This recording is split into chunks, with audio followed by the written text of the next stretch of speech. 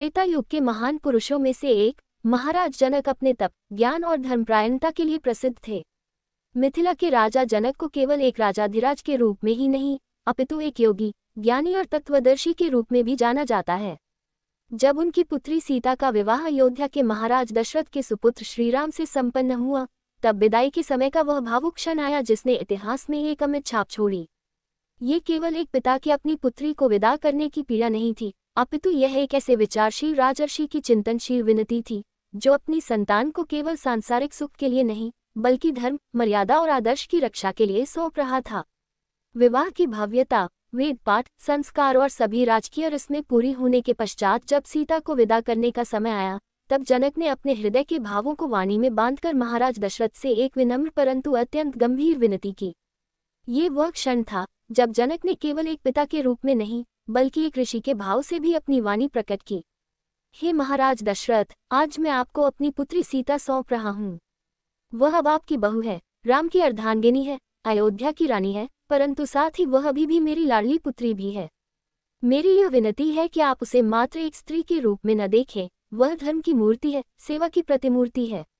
वह त्याग, तप और मर्यादा की मूर्त रूप है। हे महाराज, मैंने सीता को वन में धरती से प्राप्त किया और मैंने उसे सिखाया कि जीवन में धर्म ही सर्वोच्च है।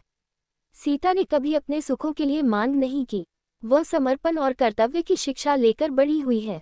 मैं चाहता हूँ कि वह जिस घर में जाए वहाँ उसके इन गुणों की कद्र हो और उसे केवल एक स्त्री न समझा जाए बल्कि राम की सखी, धर्म की साधिका और रघुकुल की मर्यादा की रक्षक के रूप में स्थान मिले। राजा जनक को ज्ञात था कि राम कोई सामान्य पुरुष नहीं है, वे विष्णु के अवतार हैं और उनका जीवन कठिनाइयों से भरा होगा।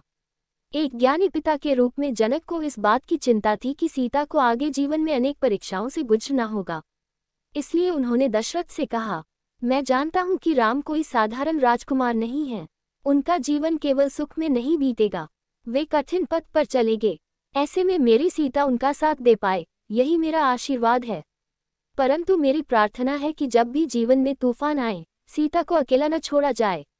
उसे उसकी मर्यादा में ही सही, लेकिन उसका साथ मिले।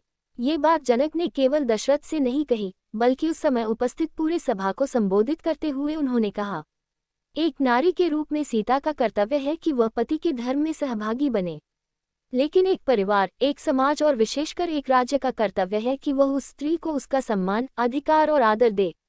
जब सीता विदा हो रही थी, जनक की आंखें छलक आईं। उन्होंने सीता को गले लगाया और कहा, बेटी, तू केवल मेरी नहीं रही, आज तू रघुकुल की बहू बन गई है। लेकिन मेरी शिक्षा और मेरे आदर्श तेरे साथ हैं। तू जहाँ भी रहे, सत्य, सेवा और सहनशीलता को न छोड़ना। जो भी हो, अपने नारी धर्म का पालन करते हुए अपने आत्मसम्मान की रक्षा करना।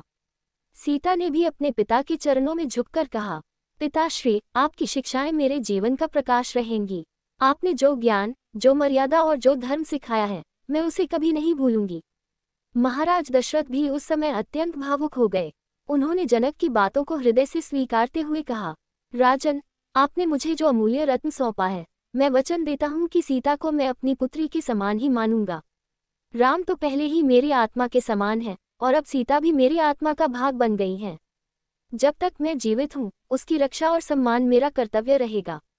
राजा जनक की यह विनती केवल एक पिता की चिंता नहीं थी, वह एक पूरे युग की चेतावनी थी।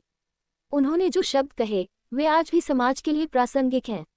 एक पिता की दृष्टि से, एक ज्ञानी के चिंतन से और एक राजा की गंभीरता से जनक ने उस समय नारी की मर्यादा, अधिकार और धर्म की जो व्याख्या की, वह आज भी प्रेरणा देती है। सीता का जीवन आगे चलकर अनेक कठिनाइयों से भरा रहा, लेकिन राजा जनक की दी हुई शिक्षाओं ने ही उन्हें उस हर परीक्षा में विजयी बनाया। ये विदाई केवल एक सांसारिक विदाई नहीं थी, ये धर्म और कर्तव्य की बुनियाद पर खड़ी एक नई जीवन यात्रा की शुरुआत थी, जिसमें एक पिता ने अपनी पुत्री को संस्कारों से सुसज्जित कर जीवन के रण में भेजा था।